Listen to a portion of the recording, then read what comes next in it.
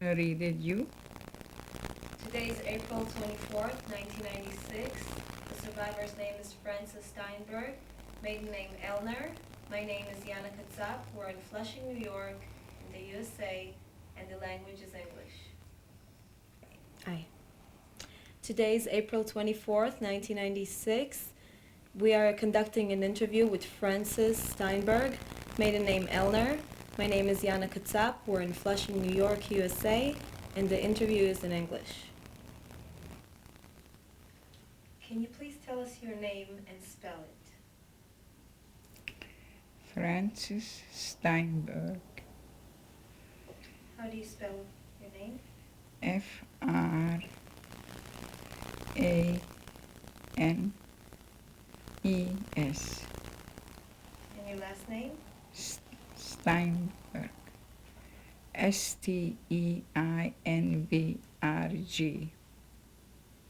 What was your name at birth? Feigi Elner. Did you ever have any other name? No. When were you born? 1920, December 27. And how old are you today? 75. What is your city of birth? Munkac. And where is that? In Czechoslovakia. Was it next to a big city? It was a big city itself. Next to any other big city? It was Ungvar. Well, a little higher was Košice. That was already in the Slovak country. Can you describe the Jewish community in your area? Well, it was a very beautiful Jewish community. A lot of Jews and observant Jews, most of it. They was in some business, some they was occupied with some other way. But it was a happy Jewish community. Was it all Jewish? No. There was Hungarian, there was Russian, but we lived together nice. Was no hardship between the people. What was the size of the population there? 35,000. Was the 35,000 the whole population? The whole population, but Jews was 17,000. And what kind of language did you speak outside the house? Well, in the house we were speaking Jewish, but I went to Czech school, to Russian school. We were speaking Hungarian. That's Any other languages? no. Do you speak any other languages? Yes. What other languages? Well, I speak Hungarian, Czech, Russian, German, Polish.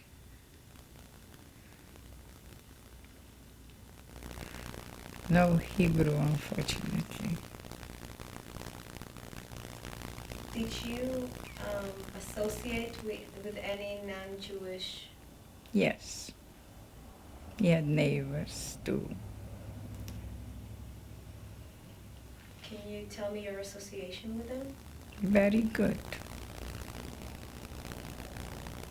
Who were your friends? Jewish friends. Did you have a best friend? Yes. What was her name? Her name was Helenke.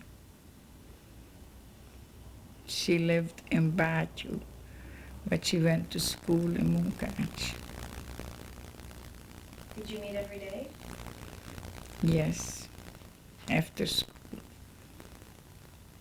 So you didn't go, did you go to school together? No. She went to Hungarian school, I went to Czech school. You could have a choice. How did you meet? How did you become friends? Just instantly, we had the same ideas. We became friends. We still are friends, very dear friends. She lives in Canada. Were the families friends? Was your father friends with her father? No, she's supposed to be my sister-in-law. My brother who passed away, supposed to be her fiance, was her fiance. What were things you liked to do together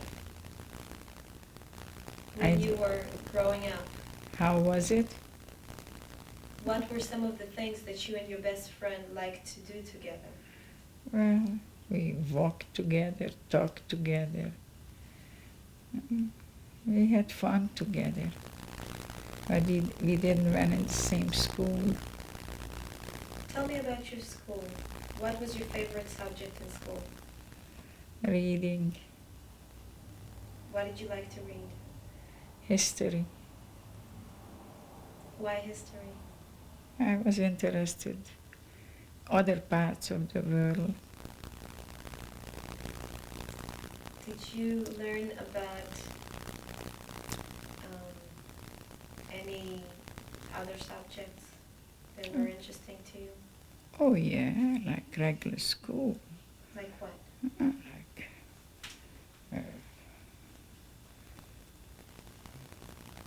whatever a school offers to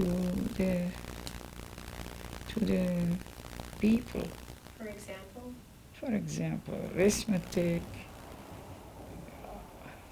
and geography. What kind of school was it? It was a public school, and later was like a higher, like public, like they call here. What would I say?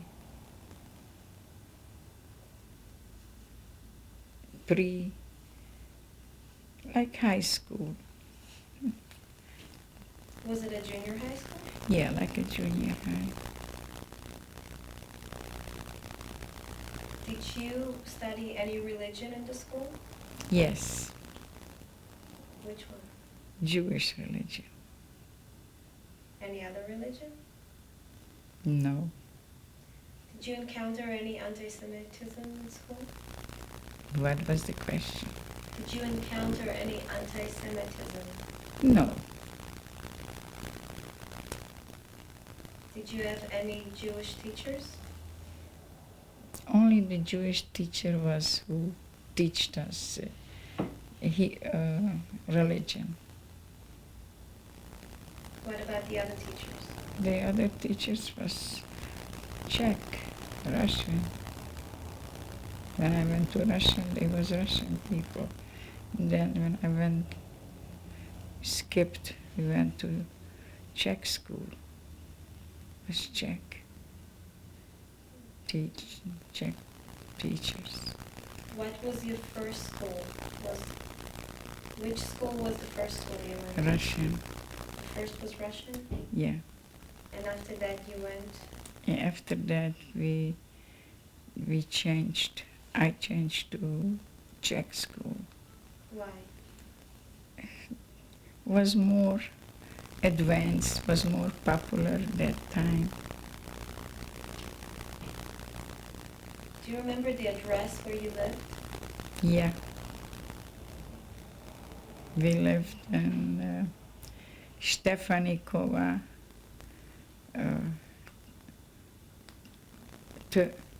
33. Stefanikova,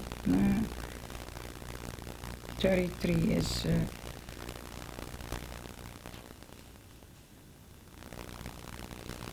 that was a beautiful section where we was living. But before we moved there, I mentioned it to you that I'm gonna tell you an episode what it was with my father. We lived close to, we lived in a yard. There was a lot of people living there, and it was a well. It was winter, and the lady, my girlfriend's mother, went to take some water from the well, and she fell in, it was slippery, and she fell in the well. But she was a skinny lady, and I really don't know, I was a kid then, and she must have fell, but she turned head up. It was a Monday where people bring in from the small towns to sell to the city all kind of merchandise. And my mother was very upset over it, and she went out and asked for help that a mother from 10 children fell in the well. But my father, you know how well is built around with stones that you could walk down, and he walked down and he brought her up on my father's shoulder. So that was really a big miracle. Can you describe your father? Yeah, very ambitious man. After the war, that's only was what he wished himself. He should lose everything, but the family he should have together. But unfortunately, that did not happen. Do you remember what he looked like? Oh, I never forget it. Years, I was dreaming that they hunt for him, they kill him. And I really, in my dreams, screamed, and my husband all the time woke me up. But it's hard to forget. No, I never could forget my father and mother's picture. Can you describe to me how he looked like? Oh, like a nice man, like a good-looking family man, nice, tall, happy man, lived for the family. What was his hair color? Hair? Hair. Brown, Did he have a beard? very small beard. How tall was he? He must have been close to 6 foot, because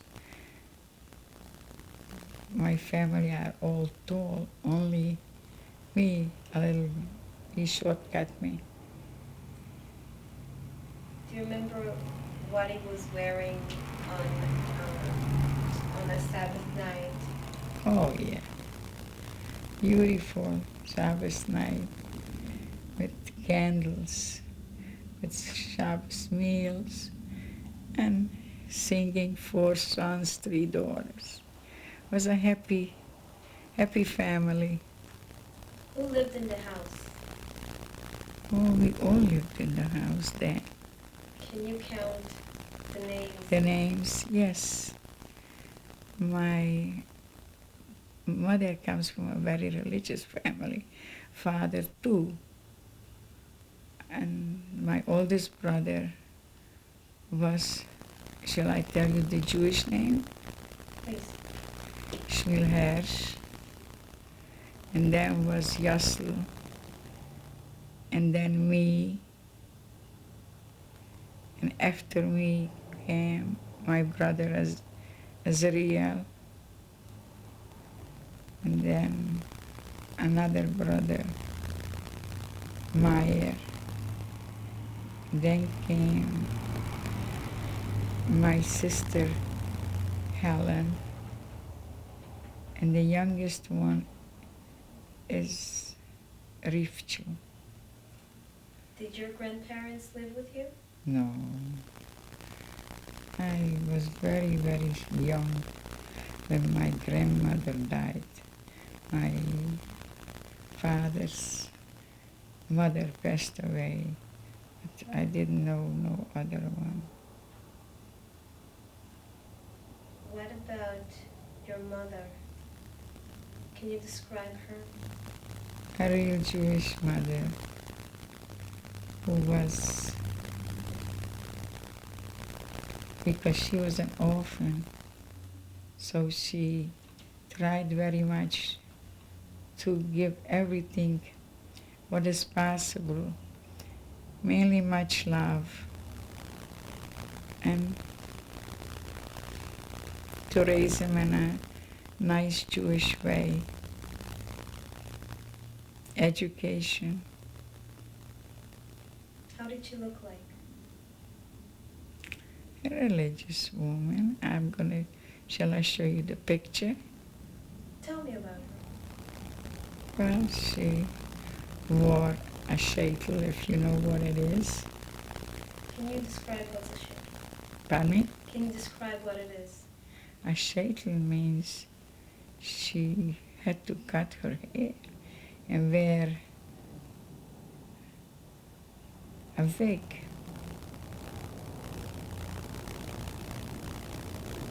What color were her eyes? Blue.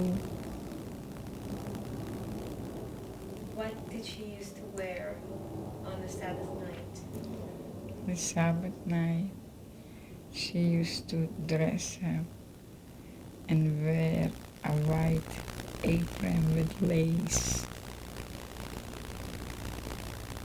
Do you remember what you used to wear on the Sabbath night? Me? Shabbos clothes. Can you describe it? Well, in Europe they used to, you did not buy ready clothes in a store. You used to buy the material and make the clothes. So, mother, Veranda Gescheit, let her rest in peace, she tried to do the best to dress us always nice, and that stays with us all the life, because that's the way we was used to be all the time dressed neat. What was your religious affiliation? Nothing special, just to keep Sabbath. But that's all. Did you used to go to the synagogue? There was not a style to go for young girls to the synagogue. Only married women went. Only one time, my father, let him rest in peace, he demanded to Schäuferblosen. You know what it means? What does it mean? This was a holiday when they,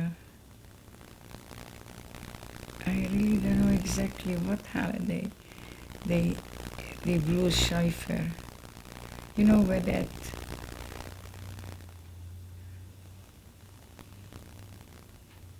Do you mean Rosh Hashanah?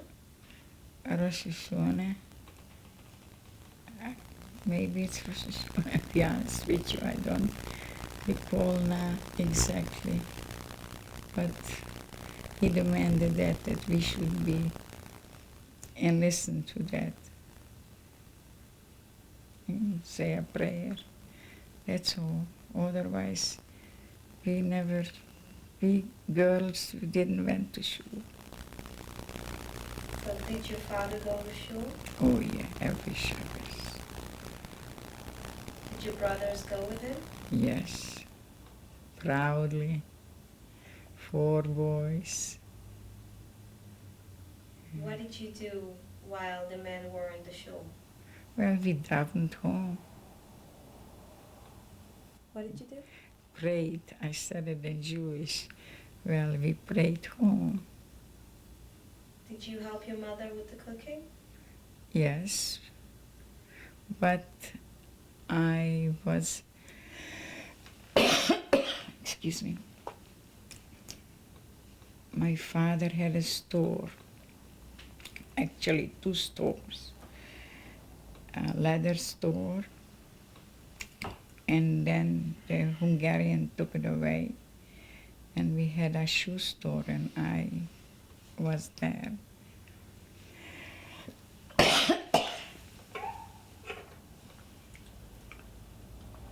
What were some of your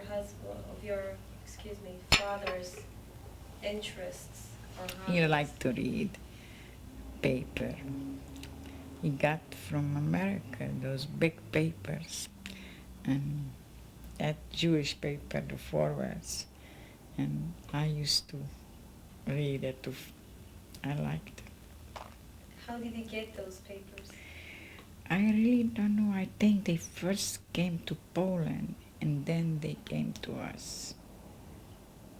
Because this was like a world paper, the forwards, and he wanted to know what. My father traveled up to Prague to buy merchandise for the store. Was there anything else he was involved in or liked to do, interested in? Not really. He liked to read. Was your father aware of the politics? Yes, very much. Very, very much of the affair. You know, we had a radio and was not allowed to listen to outside news. And then they took it away. But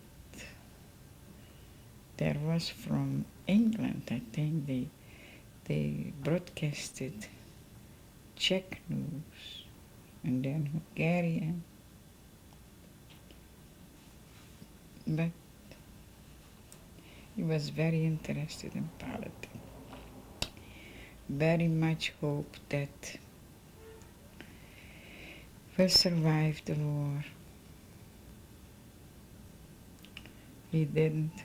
I mean, he did.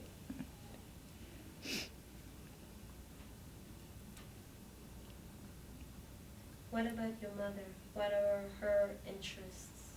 What did she like to do? She was busy with the girls to buy clothes and to go to the seamstress and to make it. That was her event. And then cooking, but nothing special. She attended once a year. She attended. There was in Munkács for very poor people. They used to make a luncheon, and then she went. Otherwise, nothing special. Did she used to help your father in the store? No. Did any of the other kids? Yes, the two older boys, but then they took them away. Then the two younger boys helped. And then as they took away the leather store, we had a very nice shoe store, and I was in the shoe store with my brother. Can you describe the shoe store?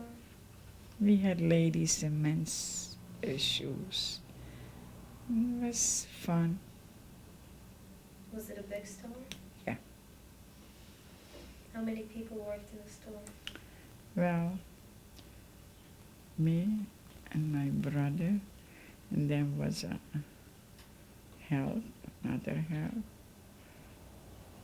another help who worked, who made some shoes to order. And then father came in. But father took it easy already to the end. Tell me a little bit about your house. How did your house look like? Yeah, nice house. Because we moved to a very beautiful area. We had a garden. Mother liked to work in the garden with vegetables she liked. In the front we had a garden with roses. What about the inside of the house? And inside was furnished, no. Did you have your own room? Well, we had to share a room. Who did you share it with? My sister. Can you describe to me your room? A regular furnished room, like for a girl, but wasn't so big like that we could share. Today's 7 children share different. Actually, only 6 because my older brother married, so we was only 6 people in the house. How old was he when he got married? My brother, How old was he when he got married?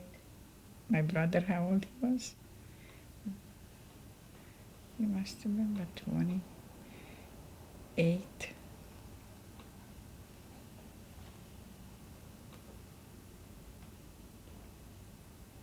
When you were living in the house, was there anybody else living with you? Yeah. It was my sister and my other brother, but we had more rooms. Anybody else? that Like a wasn't- stranger? No. Only the family. My brother who married, he had his own house. He married and had 2 children, but they do not return. Did you have any maids living with you? Yes, because we had a basement and we had a maid. But later on, you was not allowed to have a maid. Why? Jew couldn't have a maid. When the Hungarian came in, How many maids did you have? only one maid. One maid. But how many maid at a time? One maid at a time. How many in total? In the year, in the total, You had different maids? we had a Jewish maid from the beginning. And then no more Jewish maid. We had Gentile, but no, we didn't have any more maids. Do you remember the name of the Jewish maid? No, What about the Gentile maid? even the Gentile, I don't remember How old were you when the maids were in the house? how old. When the Jewish, I must have been about 10 years, 10, 12. And then the Gentile, already older, about 15. We're going to stop here and we're going to pick up with the next tape. Okay.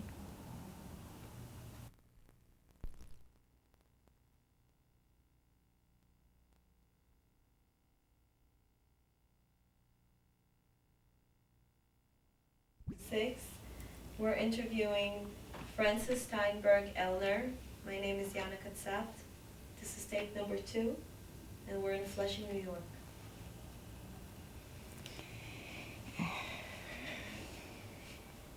You mentioned on the first tape that your father was traveling and he read a lot. Yes. How was the rise of anti-Semitism affected him in his travels? No, did not. Because that time was not, that time was no anti-Semitism. Was he aware of the rise of Nazism? Yes, we read, but we always hoped that it will die out. They will not come so big. They will not be so succeeded. he was a big optimist, and he hoped that the help will come before he will get bigger and bigger. But Do you remember any talks in the house? yes, Father, he always assured us that it's going to be, because when they took away my brother, When? when the Hungarian came in and they were working, with the yellow band to work. So he always hoped, no, it's gonna get better and better, but the opposite came. It got worse and worse. When was the first time you heard about Nazism? When 38, when they occupied Sudeten. What were your thoughts about this? It started, and again we hope that it will not go further and he will not succeed. But in 39, he made an invasion to Poland. And as he made the invasion, a lot of people who left the country, they fled through our city. When you say he, who are you talking about? Hitler made the invasion to Poland in 39. I remember was there the holidays, must have been in October or November exactly, between October and November he made the invasion to Poland. And a lot of people left Poland who could run. They left through the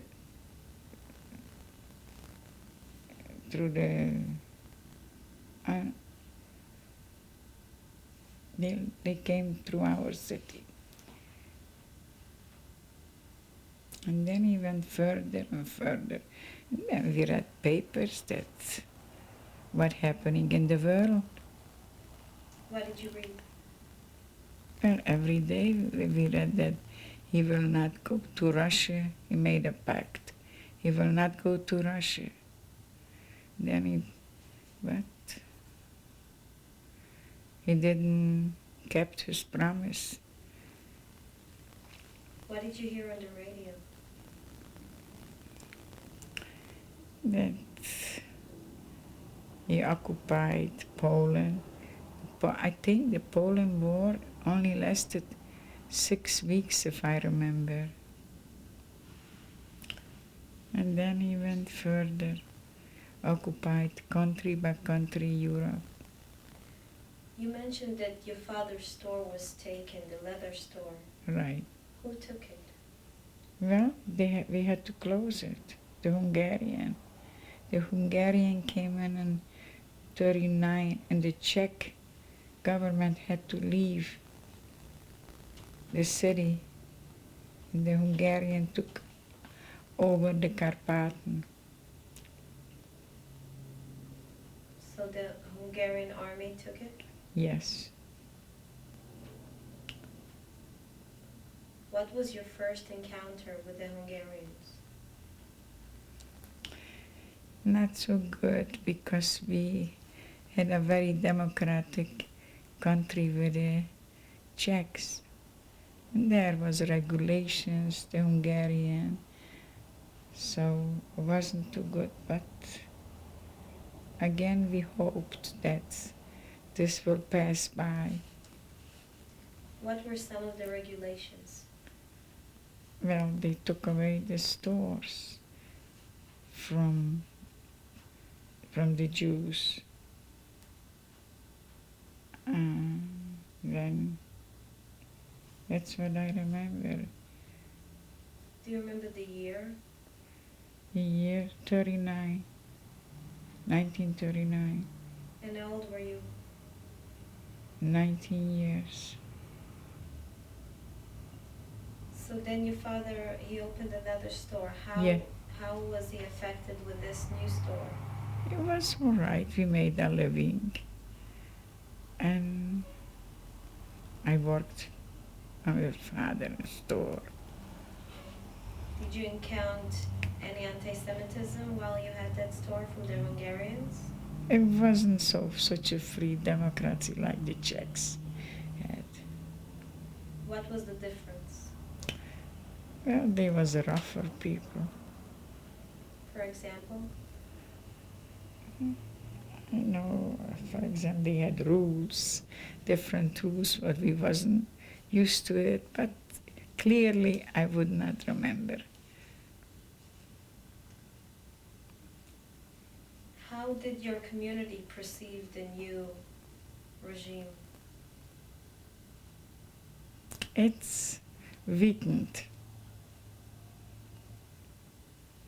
We wasn't so free. We was much more watched. Were you allowed to practice the religion? Yeah.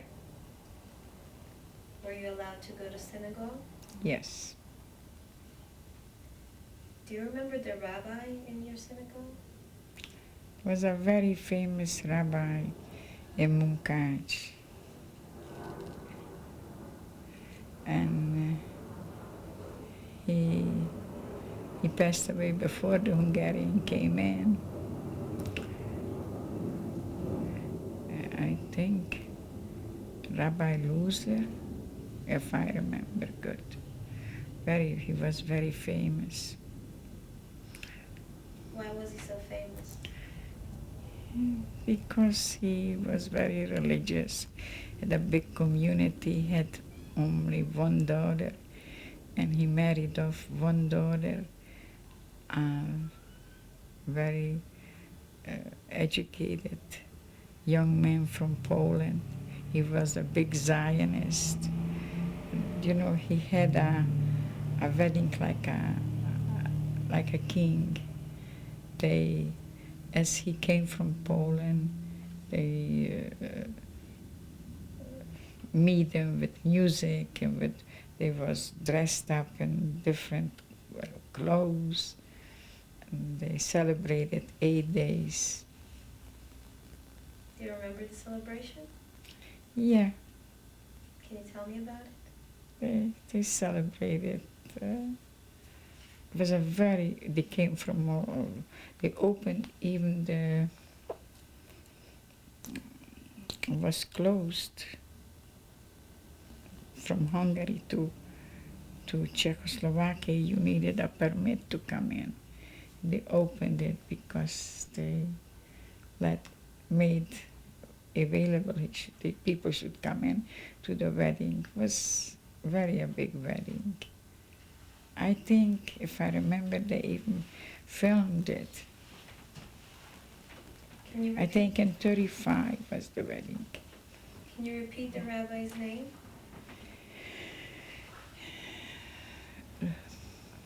Loser. But he had another name. He was very famous. Very big rabbi. Shapiro Loser. Was there There was two sects. Some went to this sect to pray, and then was another sect who participated with the other people. But the other did not have a rabbi. They just had a name. That sect had a name. Do you remember the name? Yes. Belzer. Belzer Hasidim. And the other was Schmeiger Hasidim. Well, I say it in Jewish. Whoever will see that tape will know where it belongs. And which sect were you in? He was in the middle. And what does that mean? It means not to one, not to the other, just to a small shul.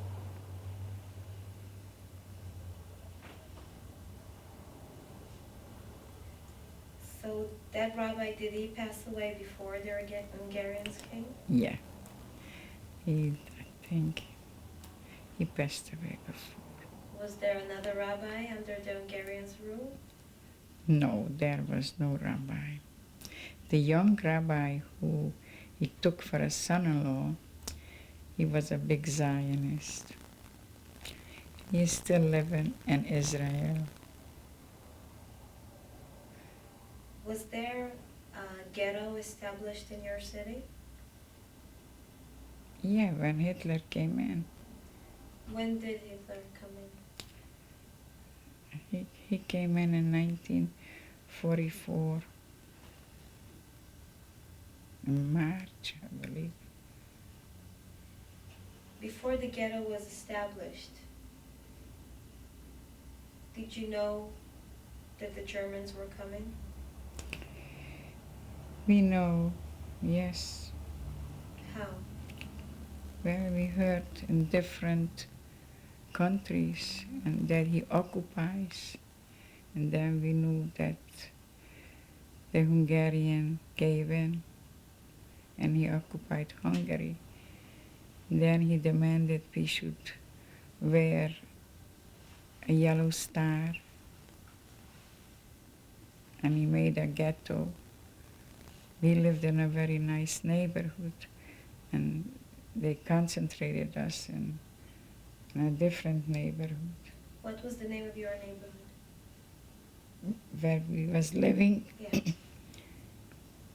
I have to say it in a different language. Kertváros. Which language is this? This is Hungarian. That was a very nice neighborhood. And where did you go for the ghetto? Ghetto in a lower neighborhood was like a Jewish section, and was we was in a different neighborhood. What was the name of that neighborhood?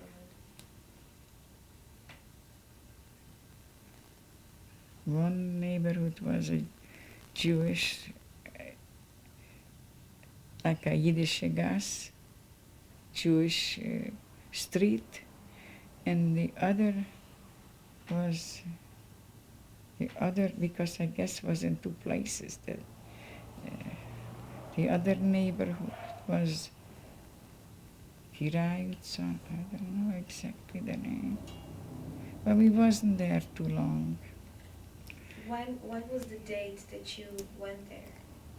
We went in end of Pesach. It was already April. We was in the ghetto around 2 weeks, 2-3 weeks. Can you describe the ghetto for me? We lived more families in one house. How many? More families they put together in one house. Do you remember how many families?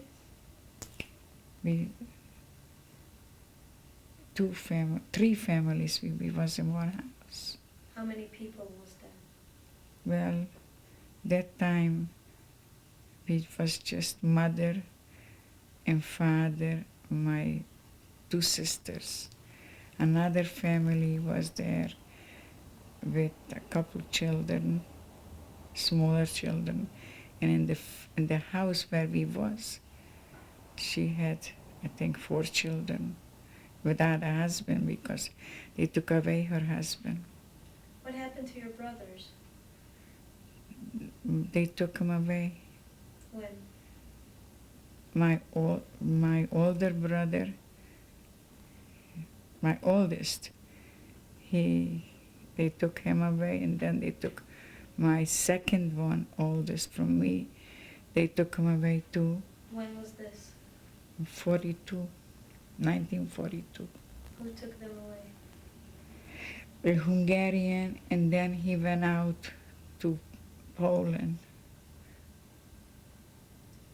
Where did he go to Poland? They sent him there. Do you know where? I don't know what city. Do you know which brother went to Poland? Which brother? Yasl. Do you know what happened to him? Did you see him afterwards? Never saw him afterward.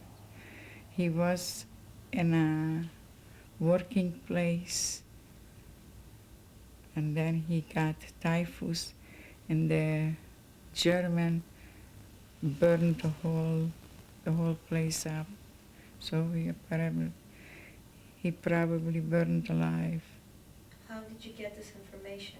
Somebody survived from the hall, and they said what a good brother we had, and he helped.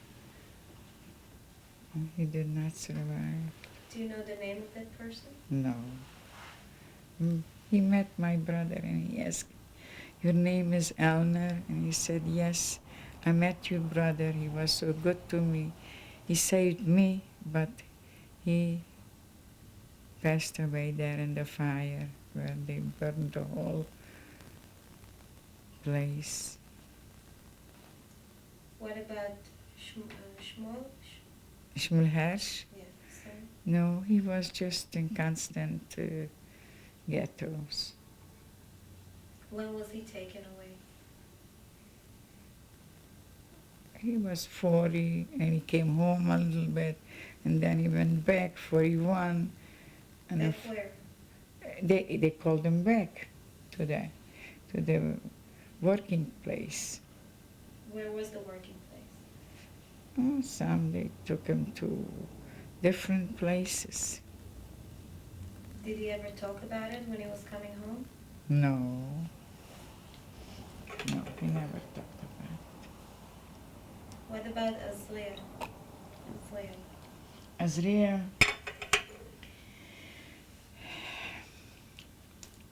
they took him, and he tried to the end. He was hoping that the Russian coming closer, and he tried to be in our town that he will survive, but it took him too long, and they stopped. So he went to his regiment, and he passed away there. Who took him? He actually by himself. He didn't believe it that he will. It's so close already in 44 that it's already here, and he will survive. So he went to his, that he belonged to his.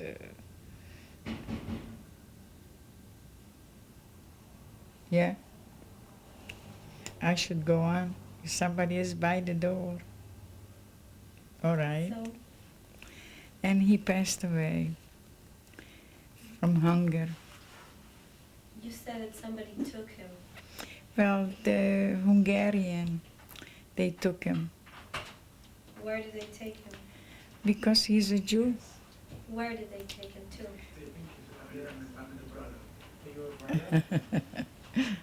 Where did they take him to? Where did they take him? Where? Where they take him to Estrich, Vienna. And he was, Yeah. Hi there. Yeah.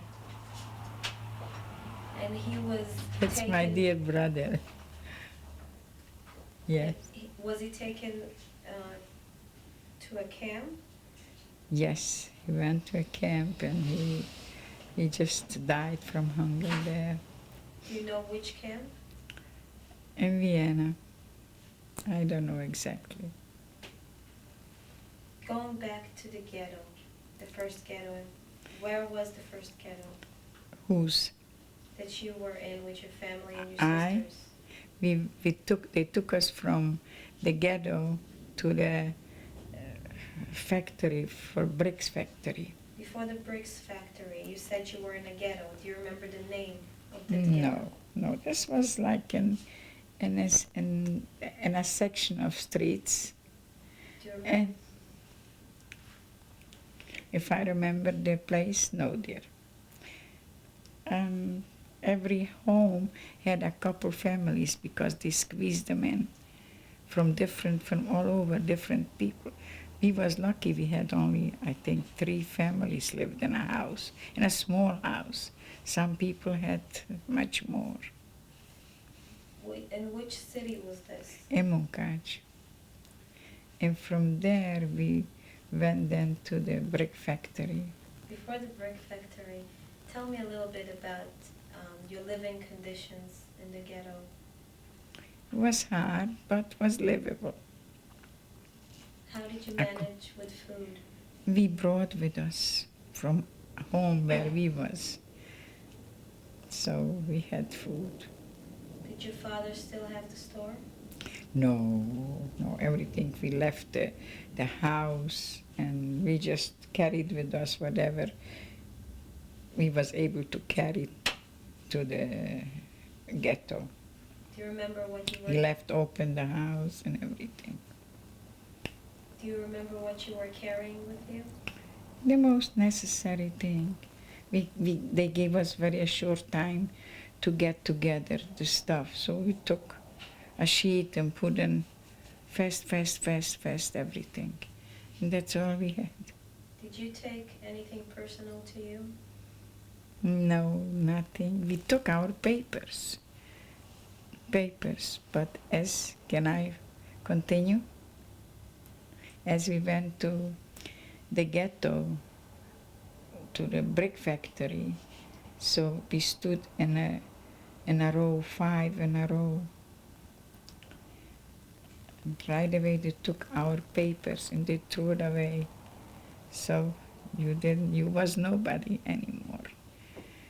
And that was a very bad experience. I stood with my mother, Franderscheid, on my 2 sisters and me. We tried to put on a kerchief, we should look old. And another, we was only 4 and somebody else was the 5th. So came to me, you look suspicious. So you come with me. I went with the German. And my sister said, I go with my sister. She was always worried about me. And poor mother, they took away already 2 girls. So we went there to where they keep cars, to the garage. There was all kind of chains and knives and everything, and they told you lay down on the table. I said, why? If you don't carry somewhere in your body some diamonds. I said, look, I cannot do that. I don't feel this today good. So they checked my sister. If she does, did you imagine that disgrace for a man to lay down there for a nobody and to check you if you don't carry any diamonds? It was very, very sad. First of all, I thought they're gonna kill us right there. They told us to lay down on the table, but came much worse things after this. But this was before we went to the train. What date did you leave the ghetto? Between end of April. Of what year? 44. 1944. And was your father with you when you left? Yes, my father, my mother, and they went to the brick factory. They beat up very much my father there. Why? That was the way. For no reason. They treated Jews. They beat up whoever they felt like. Was your father separated from you? No, the whole family went in the train, in the cattle train. What did you do in the brick factory? Nothing.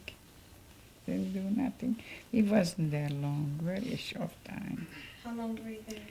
Yeah, just a couple days still. We didn't do nothing. I don't know. Father, they beat up very much. What did you do there? I was near my mother. We tried to be very much together. Did you get any food? Yeah, we took with us what we had, and then they gave us some kind of a soup. But it was very short time. Did you take your belongings from the ghetto? Yes. Coat and everything. Never saw those clothes again. I remember my girlfriend, she was so, she took a cipher toire, you know what it is? And she put it in a room and put to it a piece of furniture. Then on the street was full of Jewish books.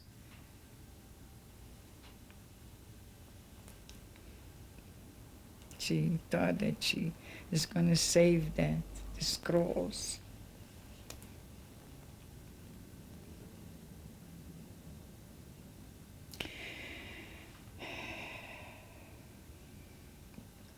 We're going to stop here and we're going to pick up with tape number 3. Okay. Martin?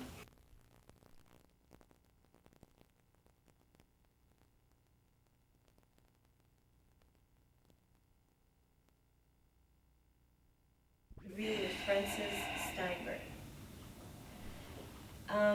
We forgot to mention your brother Martin. So Yeah. can you please tell me what happened to him before you and your sisters and your parents went to the brick factory? Well, a couple of boys, they went to a pig place somewhere, and they thought that they will not be fined, and they will be able not to be taken to the ghetto. But to the end, they took him to the ghetto, and he wound up in Auschwitz. When he separated from you, how old was he? He was 22, I think. 22. And where did he go? They took him to, a couple of people, they took to a pig farm. And it's far out where not too much people mingle together.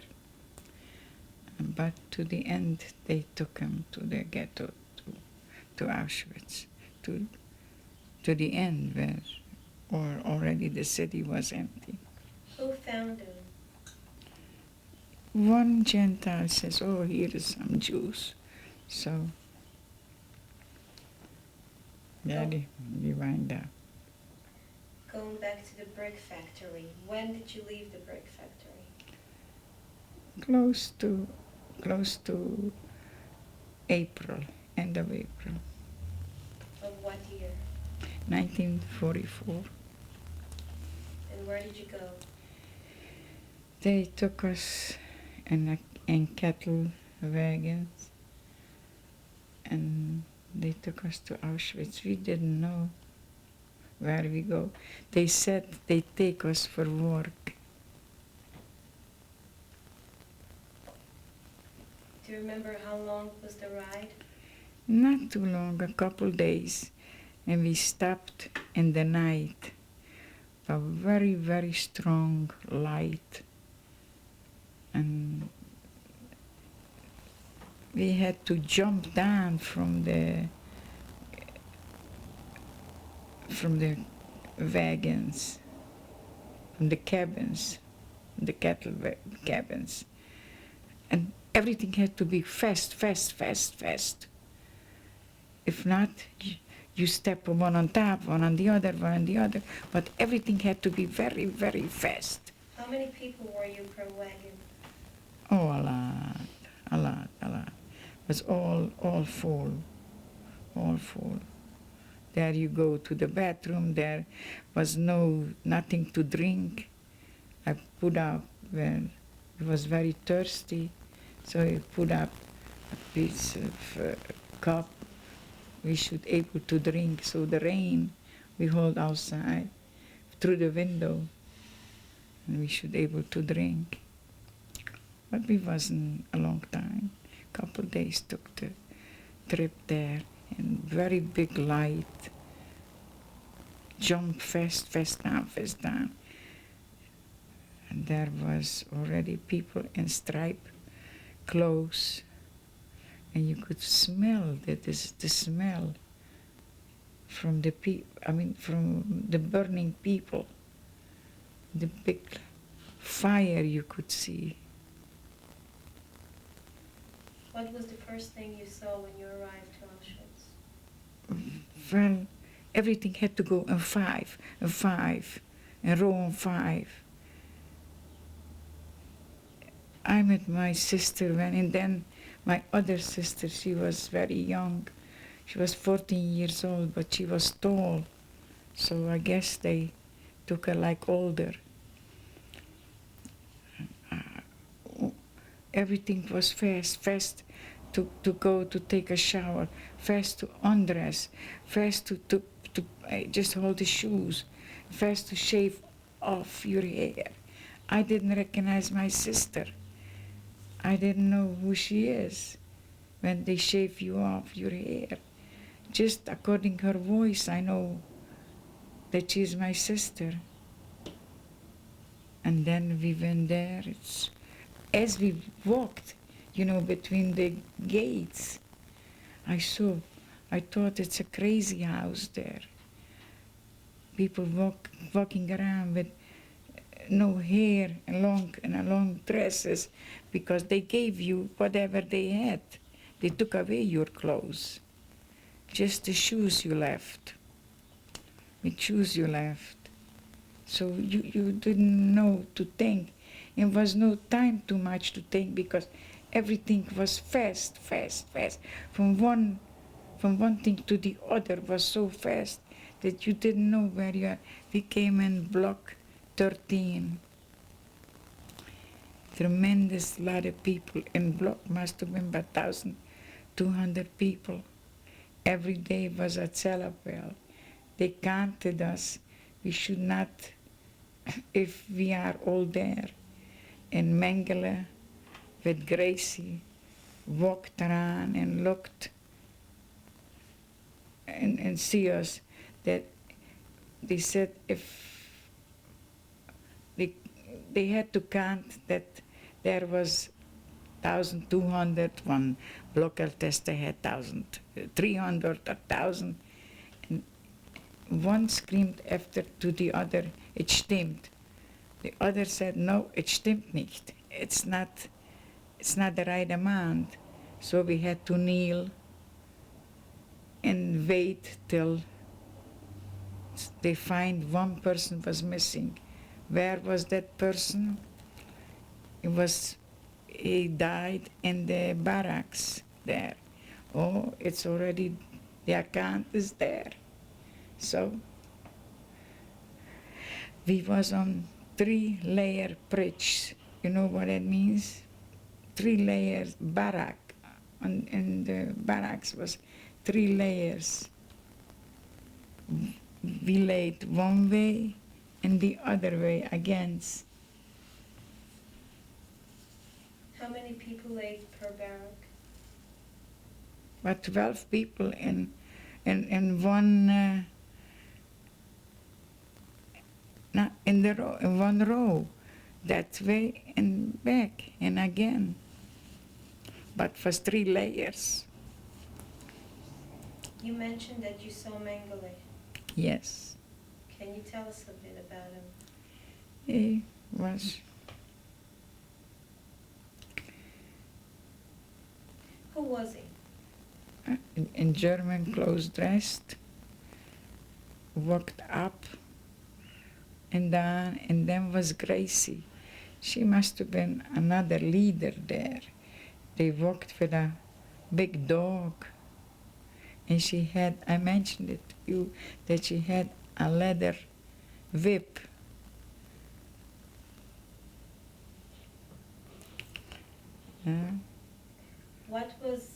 Who was Mengele? He took care of the whole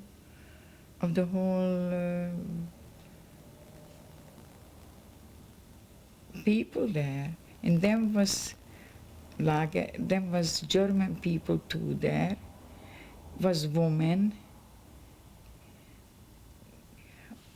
I forgot how they called those women, who was the SS woman. And they watched us, should everything go on. We didn't work there in Auschwitz. What was Mengele's position in the camp? I guess that he checked that they should punish the people, they should suffer. If he felt like to take somebody, could it be a blocker tester? And he just didn't like it, so he took her to the crematorium. You know, and then they took us, because we wasn't clean, they took us close to the crematorium. They undressed us, and they put the clothes in a very strong heat. They thought that this will make the clothes without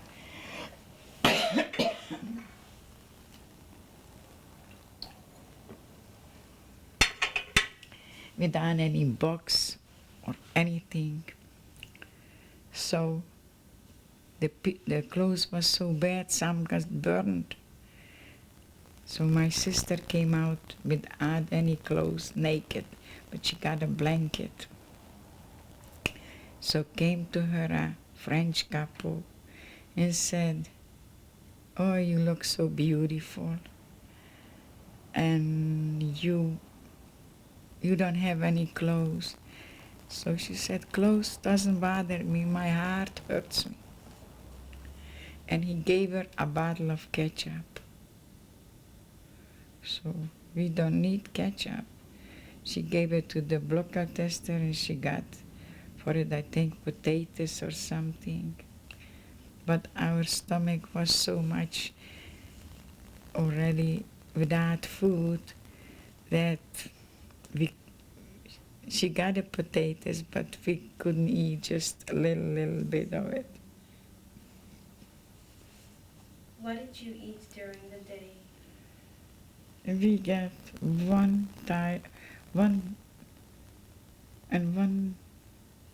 bowl of soup we got. And then we got bread too. Once a day, bread and soup. What was a typical day in Auschwitz? Nothing. We was waiting that it's gonna get worse. A selection. And then Mengele, we had a selection, naked. You know, a lot of people got all kind of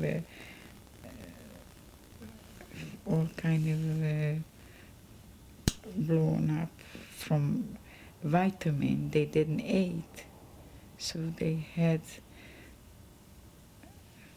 And one time they said it's going to be a selection from 300 people who had nice hands and nice eyes. We thought that they're going to take us to the front for the soldiers. But no, they took us to another Birkenau that was across the gate. And there we was, and my sister fortunately saved the other sister that we should able to be together. How? So we was there, but your body had to be very clean. So I tried that bread what we had to sell it for some padre. Somehow came in there, whoever made it came in some kind of a padre. And we was there, I think, 2 weeks. Then we went to Weisswasser, to a factory to work. Before Weisswasser, you mentioned that your sister saved your other sister? Yes. How did she save her? Well, because she was skinny and she always hide her. She said, "Now go out through the window, they should not see you." And then she jumped back to them. Oh, she was very much, well, later she's gonna come in. And you see, she was very capable. Because I didn't want to live, I wanted to go to the electric gate to kill myself. I didn't care.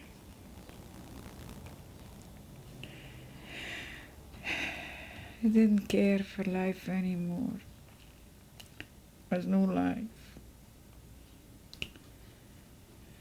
So we went to we had to take a shower, and they gave us, was already October, they gave us a coat with a star. When they gave us a shower, I was looking that from one room to the other, if still comes out somebody, when you get the shower, if it's not the shower with gas, you didn't trust it anymore for nothing. So that's the way we went to Weisswasser. It's in Oberschlesien. It's a part of Germany somewhere. Before we go there, let's finish talking about Auschwitz. In Auschwitz, who was with you in Auschwitz? My sister, middle and the youngest, we was all the time 3 together. What happened to your mother? Oh, my mother. We knew right away that they put her to gas and they put her burned in the crematorium. When was the last time you saw your mother? Just as we went together from the ghetto to Auschwitz, mother was very worried. Father was a big optimist. Mother, no. Mother, very much. She didn't believe that anybody will survive. She did not survive. How old was your mother? Mother must have been 54, I guess. But I know that she wouldn't survive. Do you remember her last words to you? No, not really. Because everything had to be so rushed. That I don't remember. Oh yeah, as we walked down, from as we arrived, we saw that big smoke and from the chimney came out of fire. Did you smell anything? Yes, you really could smell. So they said, "Schmeiß."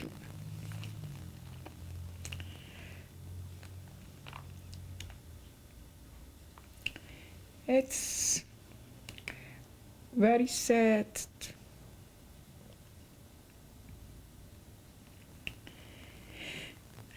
I know, you hear all kind of stories, but it's unbelievable that all those stories are true. Because everything was fast, fast. The screaming. You had to step on people, pregnant people, on babies. They was just throwing one tap on the other. They should go fast, fast, fast. So the screaming was really only Shema Yisrael. You know what it is.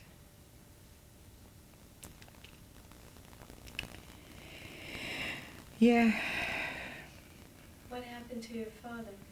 my father, they took him to work. But, he did not survive. Somebody who was with him, he said he was very worried about the family. He sold his bread for a piece of cigarettes because he was very nervous. And he did not survive. I don't know really, he worked somewhere, and then in the march, when they had that death march,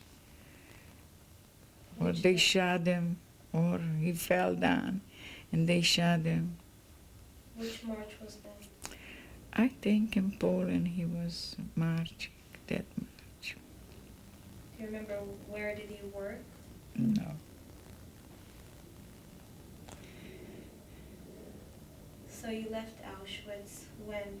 When did you leave? In October, middle of October, was cold.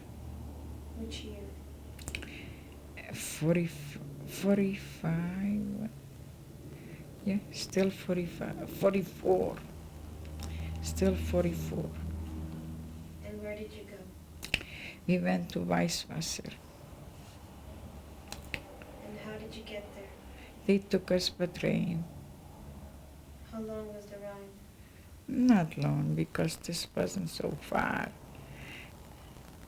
There was a transport from 300. We arrived there, was barracks, and we had a Kommandoführerin, a German. And we worked in a factory. Near what big city was this place? This was near Stuttgart. This is Germany. And the guards that were... The guard was, when we went to work in the morning, was there, I think 5 o'clock, with a black coffee.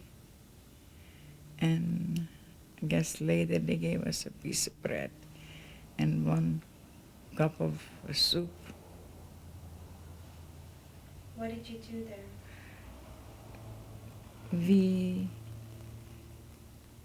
worked on aeroplane pieces, what they needed to the aeroplane. What did you do with these pieces?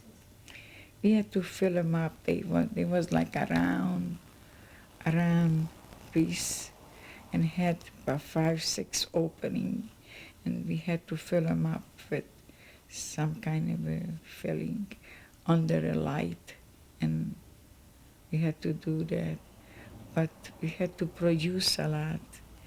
My sister worked in a bigger machine, and I with my sister worked together, side by side. I don't know, the German Lagerführerin said that we don't produce enough, and she said, die 3 Schwestern muss man aufhängen.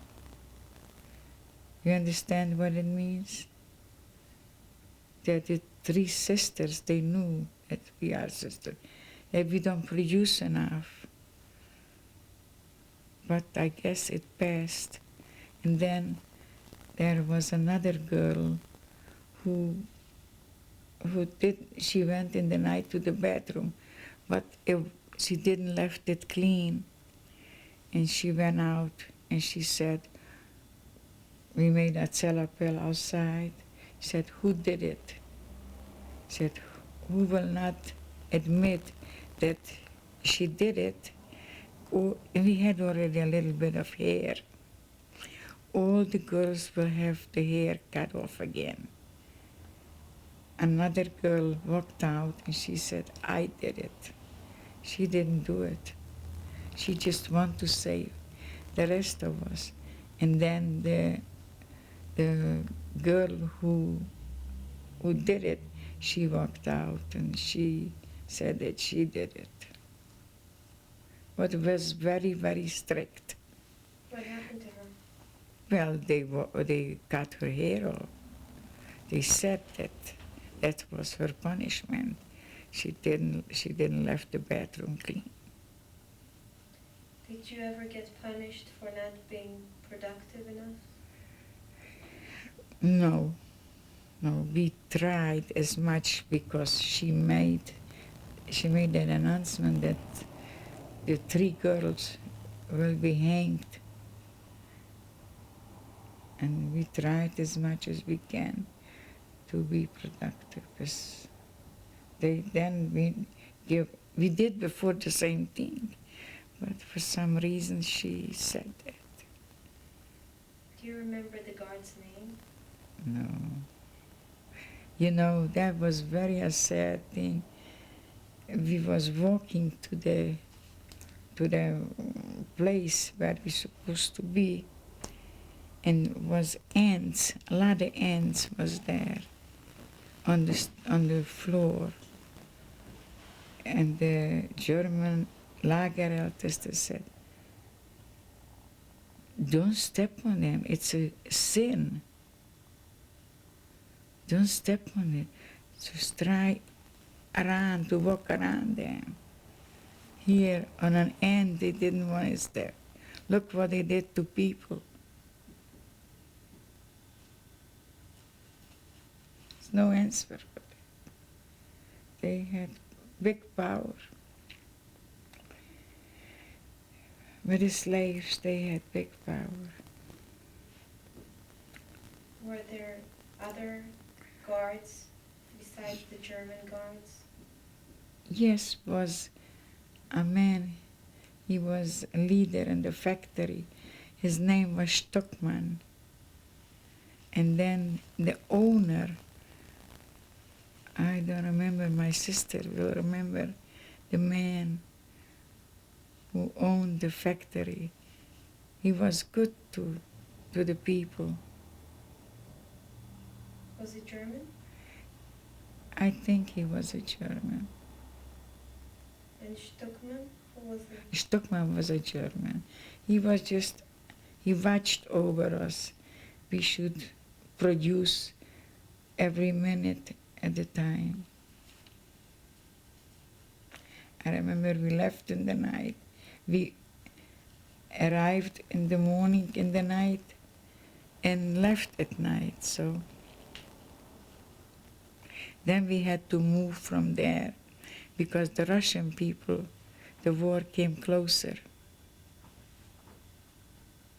Do you mean the Russian army? The Russian army came closer, so we had to move.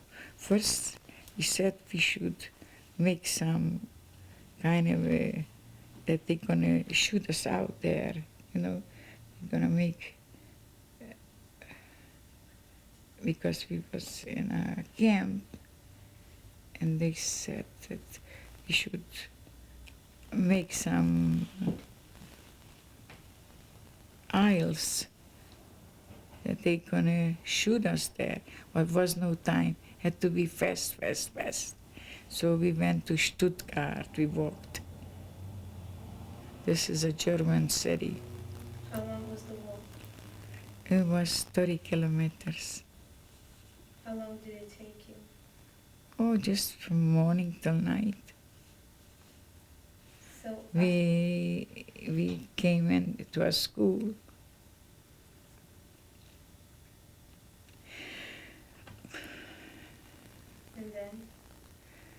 And then we was in Hanover. Hanover is close to Hamburg. This is like a city with a Hafenstadt. It is like where boats come and go. But there we continued a little bit to work this way, and it was very hard there. Came already in 45. What kind of work did you do there? The same thing, same work. Like what? For example? For example, what we did to the aeroplanes.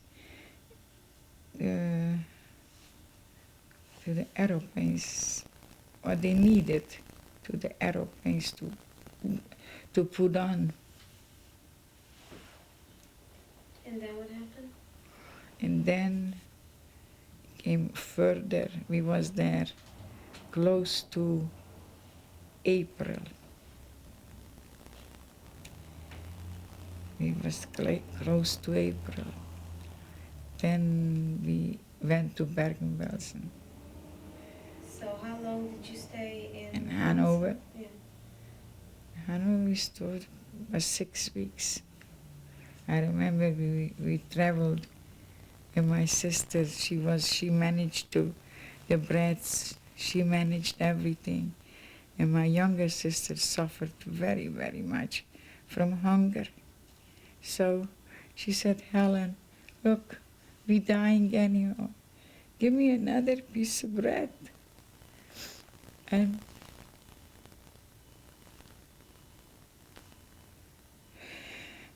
she gave her, because she tried to watch her very much. She was young. Yeah, then we arrived to Bergen-Belsen. I'm gonna stop here and pick up with the next thing. Okay, dear.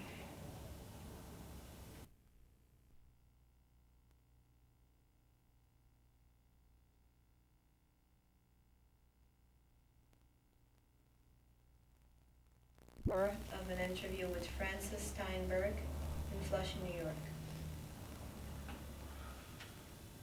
We started talking about your arrival to Bergen-Belsen. Right. This was a horrible scene. A horrible. You could just see hills of dead. Hills. No people, hills of dead. They was sitting there in sickness, in typhus, put on a blanket, two together, not living. They just made believe that they live, but there was no living. They supposed to give us bread, but in the bread supposed to give us something we should not live, to put in the bread, a mix. How shall I name that? But they did not have time, because it was already very close to the end of the war. So they gave us bread, and my sister was volunteered to go with a container, with a candle for the soup. Which sister? I mean, in the kitchen somewhere, they gave a whole castle of, and she was volunteered to carry, had 2 handles. In one handle she and another somebody was carrying, and we was together, my sister. Which sister? All the time Helen was a volunteer to go. So she went for a castle that they're gonna give any food. I was with my younger sister together. So she carried that castle with somebody, and a girlfriend recognized her. And she said, Helen, please, she had a cup in a blanket just on herself. And there was like a swimming pool in the middle, a little bit further, green. People was there already swimming, no, not swimming, dead people was laying there. So she said, Helen, please, can I get a little soup? So my sister said, yes, you could. So she opened the tap, and from the back, a German came and gave her a smack over the head. She didn't know from where it comes. And the girl was near the swimming pool, and he just touched her, and she fell in there. To the rest of it, dead people. There was nowhere to go, no what to do. We was there 2 weeks. 16th of April, we was liberated. The German came in with a white flag, and the people who liberated us was the English people. A beautiful, the Lagerelt's sister, but she was a beautiful girl. She was able to get to food, so she didn't look like we who didn't eat. And in the